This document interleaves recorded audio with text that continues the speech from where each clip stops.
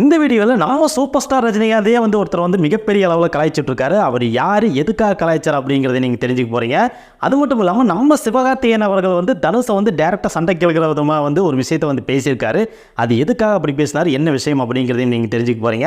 அது மட்டும் இல்லாமல் நம்ம நடிகர் சந்தானம் அவர்கள் வந்து ஒரு நடிகர் மேலே மிகப்பெரிய வைத்தறிச்சல் இருக்கிறாராம். எதுக்காக அந்த வைத்தறிச்சல், நடிகர் சந்தானம் அவர்கள் வந்து இப்போ என்ன தப்பு பண்ணிட்டு இருக்காரு அப்படிங்கிறதையும் இந்த வீடியோவில் தெரிஞ்சுக்க போகிறீங்க. அது மட்டும் இல்லாமல் நம்ம நடிகர் தனுஷ் அவர்களுக்கும் தயாரிப்பாளர் சங்கத்துக்கும் வந்து ஒரு பிரச்சனை ஓடிட்டு இருந்தது. அந்த பிரச்சனை வந்து இப்போ சார்ட் அவுட் ஆயிருக்குது. அதுக்காக தனுஷ் வந்து ஒரு மிகப்பெரிய டீல் வந்து கொடுத்துருக்காரு. அது என்ன டீல் அப்படிங்கிறது இந்த வீடியோவில் நீங்கள் தெரிஞ்சுக்க போகிறீங்க. ஸோ இத்தனை அப்டேட்டுகளும் வருது. ஸோ ஸ்கிப் பண்ணாமல் ஃபுல்லாக பாருங்கள். நீங்கள் நம்ம சேனலுக்கு புதுசாக வந்திருந்தால் இப்போவே நம்ம சேனலுக்கு ஒரு சப்ஸ்கிரைப் கொடுத்துருங்க. லைக் பண்ணாமல் பார்த்துட்டு இருந்தீங்கன்னா உடனே ஒரு லைக்கை போட்டுருங்க. வாங்க நேராக வீடியோக்குள்ளே போகலாம். ஓகே, இந்த வீடியோவில் ஃபஸ்ட்டாக வந்து நம்ம சூப்பர் ஸ்டார் ரஜினிகாந்த் அவர்களே வந்து ஒருத்தர் வந்து மிகப்பெரிய அளவில் கலாய்ச்சிட்டாருன்னு சொன்ன பார்த்தீங்களா, அவர் வேறு யாரும் இல்லை, நம்ம துரைமுருகன் அவர்கள் தான். என்ன சம்பவம் நடந்துச்சுன்னா வந்து கலைஞரிடம் தாய் அப்படிங்கிற பேரில் வந்து நம்ம பொதுப்பணித்துறை அமைச்சர் வேலு வந்து ஒரு புத்தகத்தை வந்து ரிலீஸ் பண்ணாங்க. அது வந்து கலைவாணர் அரங்கத்தில் நடந்துச்சு. அதில் தான் வந்து சீஃப் கெஸ்ட்டாக வந்து நம்ம சூப்பர் ஸ்டார் ரஜினிகாந்த் கலந்துக்கிட்டாரு. டிஎம்கே அமைச்சர்கள் நம்ம முதல்வர் ஐயா கூட கலந்துக்கிட்டாங்க. அந்த நிகழ்ச்சியில் வந்து சூப்பர் ஸ்டார் ரஜினிகாந்த் வந்து ஒரு குட்டி ஸ்டோரி சொன்னார். அதில் என்ன ஸ்டோரி சொன்னார்னா வந்து, துரைமுருகன் ஒருத்தர் வந்து இருக்கிறாரு. அவர் வந்து நம்ம கலைஞர் அவர்களோட கண்ணிலே விரல விட்டு ஆட்டினவர். கலைஞர் அவர்கள் வந்து ஒரு முக்கியமான முடிவு எடுக்கும்போது இந்த விஷயம் பண்ணலாமா வேண்டாமான்னு துரைமுருகன்ட்டு கேட்பாங்க. அப்போ அவர் வந்து சந்தோஷம் அப்படின்னு சொல்லிட்டு ஒரே வார்த்தையில் முடிச்சிடுவார். அப்படி முடிக்கும்போது அதுக்கு என்ன அர்த்தம்னு யாருக்குமே தெரியாது, எல்லாருமே குழம்பு போயிருப்பாங்க. இதுக்கு வந்து நான் இன்னொரு எக்ஸாம்பிளோட சொல்கிறேன்ட்டு இன்னொரு விஷயத்த சொன்னார். அது என்னென்னா வந்து, புதுசாக ஒரு ஸ்கூலில் வந்து ஒரு டீச்சர் வந்து ஜாயின் பண்ணுறாங்கன்னா அங்கே புதுசாக வர ஸ்டூடெண்ட்ஸை வந்து சமாளிக்கிறது ரொம்பவே ஈஸி. ஆனால் ஆல்ரெடி இருக்கிற ஸ்டூடெண்ட்ஸ் வந்து இருப்பாங்க, பழைய ஸ்டூடெண்ட்ஸு. அவங்க வந்து ரேங்க் ஹோல்டராக கூட இருப்பாங்க. ஆனால் அந்த இடத்த விட்டு கொடுக்க மாட்டேன்னு சொல்லி உட்காந்துருப்பாங்க. அவங்கள வந்து சமாளிக்கிறது மிகப்பெரிய கஷ்டம். அப்படித்தான் வந்து துரைமுருகன் அவர்கள் வந்து இருக்காங்கங்கிற மாதிரி அவர் வந்து ரியாக்ட் பண்ணிட்டார். அதுக்கு வந்து எல்லாருமே விழுந்து சிரிக்க ஆரம்பிச்சிட்டாங்க. நம்ம முதல்வர் அவர்கள் கூட சிரிக்க ஆரம்பிச்சிட்டாரு. இது வந்து சூப்பர் ஸ்டார் ரஜினிகாந்த் அவர்கள் வந்து துரைமுருகனை கலாய்ச்ச மாதிரி ஆகிப்போச்சு. அதனால் அதுக்கு ரியாக்ட் பண்ணுற விதமாக வந்து செய்தியாளர்கள் வந்து துரைமுருகன் அவர்கள்ட்ட ரீசெண்டாக கேட்கும்போது சூப்பர் ஸ்டார் ரஜினிகாந்த் வந்து இப்படி உங்களை பற்றி சொல்லியிருக்காரு, அதுக்கு நீங்கள் என்ன நினைக்கிறீங்க அப்படின்னு சொல்லி கேட்டதுக்கு நம்ம துரைமுருகன் அவர்கள் வந்து அவரோட ஸ்டைலில் வந்து ஒரு ரியாக்ட் பண்ணியிருக்காரு. அது என்னென்னா வந்து, இப்போ வந்து வயசான நடிகர்கள்லாம் வந்து இன்னும் ஹீரோவாக தான் நடிச்சுட்டு இருக்காங்க. சின்ன சின்ன நடிகைகள் கூட எல்லாம், பேத்தி வயசில் இருக்கிற நடிகைகள் கூட எல்லாம் ஜோடி போட்டு நடிச்சிட்டு இருக்காங்க. அப்படி இருக்கும்போது வளர்கிற நடிகர்களுக்கு வந்து வாய்ப்பு கிடைக்க மாட்டேங்குது. இவங்கெல்லாம் வந்து இன்னும் ஹீரோவாக தான் நடிப்பங்கிறனால அடுத்த தலைமுறைக்கு வந்து வாய்ப்பு கிடைக்க மாட்டேங்குது. அதனால் இவங்க வந்து சினிமா விட்டு போயிட்டா அடுத்து வளர்கிற நடிகர்களுக்கு ஒரு இடம் கிடைக்கும். அவங்களும் வந்து பெரிய ஆளாக வர்றதுக்கு வாய்ப்பு இருக்குது. அதனால் வயசான நடிகர்கள்லாம் கொஞ்சம் புரிஞ்சுக்கிட்டு நடிங்க, சினிமா விட்டு ஒதுங்குங்கிற மாதிரி அவரோட ஸ்டைலில் வந்து சொல்லியிருக்காரு. இது வந்து சோசியல் மீடியாவில் மிகப்பெரிய பேசு பொருளாக இருக்குது. ரெண்டு பேரும் மாற்றி கலாய்ச்சிட்டாங்கன்னு சொல்லி ஃபன்னியாக கூட சோசியல் மீடியாவில் இதை பற்றி எழுதிட்டு இருக்காங்க. சரி, அடுத்ததாக வந்து நம்ம சிவகார்த்திகேயன் அவர்களோட தயாரிப்பில் வந்து கொட்டுக்காளிங்கிற படம் வந்து ரிலீஸ் ஆகிருக்குது. அந்த படத்தோட ஹீரோ வந்து சூரிய அவர்கள். இந்த கொட்டுக்காளி படத்தோட இசை வெளியீட்டு விழாவில் வந்து நம்ம சிவகார்த்திகேயன் அவர்கள் வந்து ஒரு விஷயத்தை பேசியிருந்தார். அது என்னன்னா வந்து, ஒருவரோட வளர்ச்சி வந்து நான் தான் வந்து அவரை வளர்த்து விட்டேன், என்னால் தான் வந்து அவர் வந்து மிகப்பெரிய அளவில் வந்து வளர்ந்தார் அப்படின்னு சொல்லி ஒருத்தரோட வளர்ச்சியை வந்து நம்ம குறை சொல்ல முடியாது. ஏன்னா அவர் வந்து அவரோட டேலண்டால் வளர்ந்துருப்பார் அப்படிங்கிற மாதிரி வந்து சொல்லிட்டாரு. இதை வந்து நம்ம சோசியல் மீடியாவில் எப்படி தீர்த்து பேசினாங்கன்னா வந்து, நம்ம சிவகார்த்திகேயன் அவர்கள் வந்து தனுஷை தான் வந்து பேசுகிறாரு. ஏன்னா தனுஷ் தான் வந்து ஸ்டார்டிங் பீரியடில் வந்து சிவகார்த்திகேயன் அவர்களுக்கு வந்து ஹெல்ப் பண்ணாங்க. 3 படத்தில் நடிக்க வச்சார். அதுக்கப்புறம் எதிர்நீச்சல், காக்கி சட்டை இந்த மாதிரி படங்களை வந்து தயாரித்தார். அதனால சிவகார்த்திகேயன் அவர்களுக்கு ஒரு கமர்ஷியல் அந்தஸ்து கிடைச்சது, ஒரு நல்ல நடிகராக வந்து பேர் வாங்கினார். அதனாலேயே வந்து இப்போ வந்து சிவகார்த்திகேயன் அவர்கள் வந்து ரொம்ப வளர்ந்துட்டனால தன்னோட வளர்ச்சிக்கு வந்து யாரும் காரணம் இல்லை, என்னோட திறமையால் தான் நான் வளர்ந்தேங்கிறத சுட்டி காட்டுற விதமாக, அதுவும் தனுஷை வந்து சுட்டி காட்டுற விதமாக, குத்தி காட்டுற விதமாக பேசியிருக்காரு அப்படிங்கிற மாதிரிலாம் சோசியல் மீடியாவில் பேசியிருக்காங்க. ஆனால் இப்போ ரீசெண்டாக பார்த்தீங்கன்னா 2 பேருமே வந்து பல்வேறு நிகழ்ச்சிகளில் வந்து ஒன்றா கலந்துக்கிற மாதிரிலாம் நம்ம பார்க்க முடியுது. தனுஷ் அவர்களும் சிவகார்த்திகேயன் அவர்களும் ஒன்றாவே இருந்து பேசுகிற நிகழ்வுகள்லாம் நம்ம பார்க்குறோம். அதே மாதிரி 2 பேர்த்துக்குள்ளே ஒரு நல்ல அண்டர்ஸ்டாண்டிங் இருக்கிற மாதிரி தான் நம்மளுக்கு தெரியுது. ஆனால் சோசியல் மீடியாவில் இந்த மாதிரியெல்லாம் வந்து அவர் வந்து எதை பேஸ் பண்ணி சொன்னார்னு நம்மளுக்கு தெரியாது. ஆனால் தனுஷை வச்சு தான் சொன்னார் அப்படிங்கிற மாதிரிலாம் சோசியல் மீடியாவில் பேசினால இந்த விஷயம் வந்து இப்போ சோசியல் மீடியாவில் ட்ரெண்ட் ஆகிட்டு இருக்குது. தனுஷ் ரசிகர்களுக்கும் நம்ம சிவகார்த்திகேயன் ரசிகர்களுக்கும் வந்து இடையே இப்போ சண்டை போயிட்டு இருக்குது. இது வந்து நம்ம ட்விட்டரில் வந்து நம்ம பார்க்க முடியுது. நீ பெருசா நான் பெருசாங்கிற மாதிரி அடிச்சுக்கிறானுங்க. இப்போ தான் விஜய் அஜித் சண்டை வந்து கொஞ்சம் ஓஞ்சிருக்குது.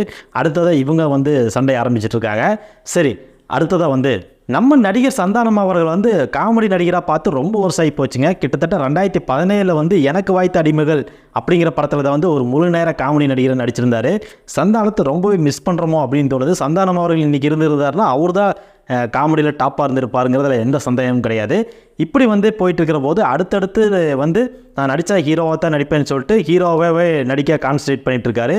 நிறைய படங்கள் நடிச்சிட்டாரு.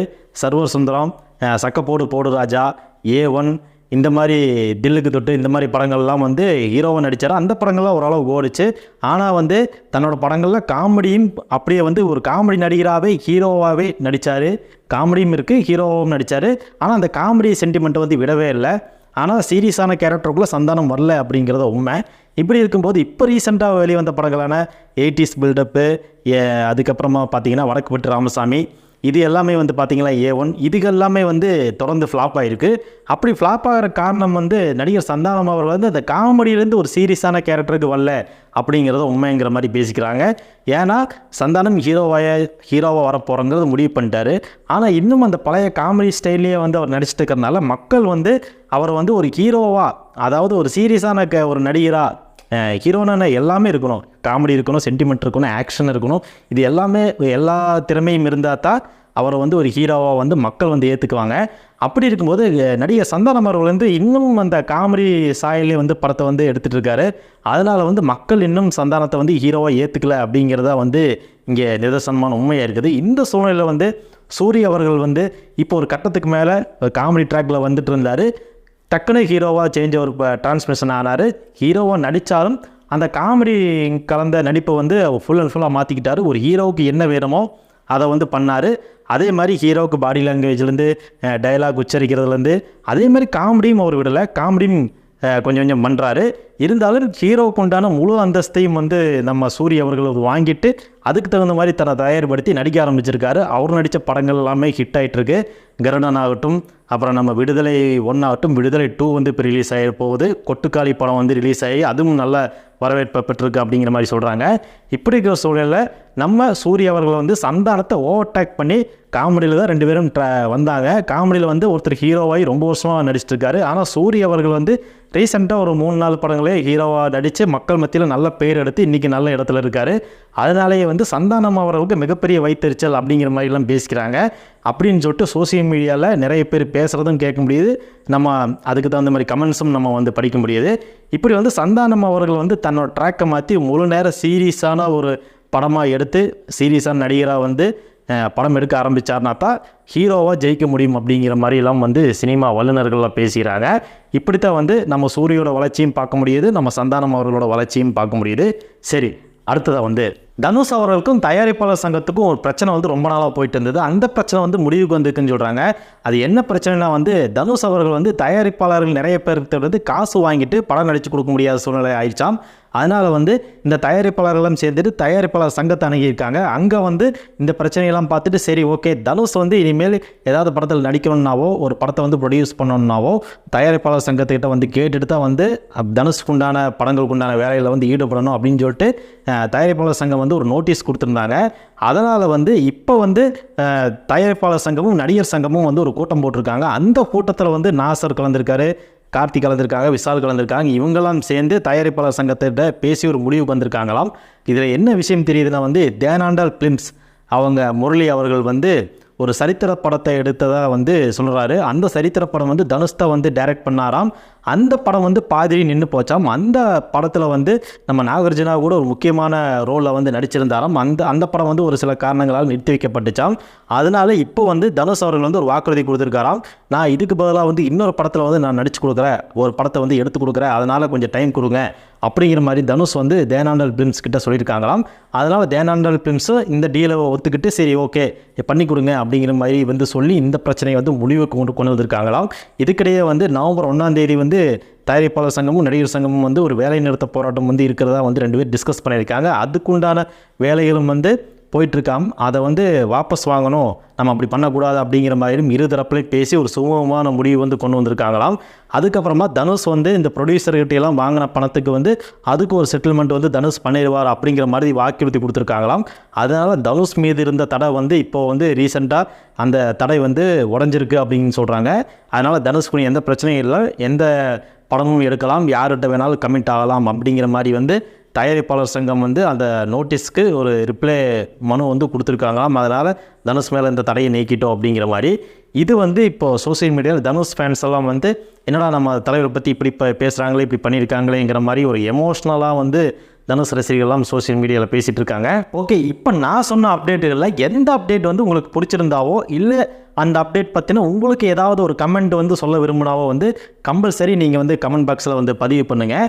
ஓகே, இந்த வீடியோவை இதோட முடிச்சுக்கலாம். அடுத்த அப்டேட்டோட ஒரு வெயிட்டான அப்டேட் வந்து காத்துட்ருக்கு. அந்த அப்டேட்டோட உங்களை சந்திக்கிறேன். ஸோ இந்த வீடியோ உங்களுக்கு பிடிச்சிருந்தா மறக்காமல் லைக் பண்ணுங்கள், ஷேர் பண்ணுங்கள், சப்ஸ்கிரைப் பண்ணுங்கள். நீங்கள் நம்ம சேனலுக்கு புதுசாக வந்திருந்தால் இப்போவே சப்ஸ்கிரைப் பண்ணிட்டு பெல் பட்டனை கிளிக் பண்ணி வச்சுங்க. அப்போ தான் நான் போடுற இந்த மாதிரியான இன்ட்ரெஸ்டிங்கான வீடியோஸ் எல்லாம் குயிக்காக உங்கள் ஹோம் பேஜை தெரிய வரும். ஸோ நன்றி, வணக்கம். இந்த வீடியோவை உங்கள் ஃப்ரெண்ட்ஸ் அண்ட் ஃபேமிலி மெம்பர்ஸ்க்கு வந்து ஷேர் பண்ணுங்கள். வெறித்தனமான நடிகர்கள் இருப்பாங்க பார்த்தீங்க, அவங்களோட ஃபேன்ஸ்க்கு பர்டிகுலராக இந்த வீடியோவை ஷேர் பண்ணி விடுங்க. ஓகே, மீண்டும் அடுத்த வீடியோவில் சந்திப்போம். பை.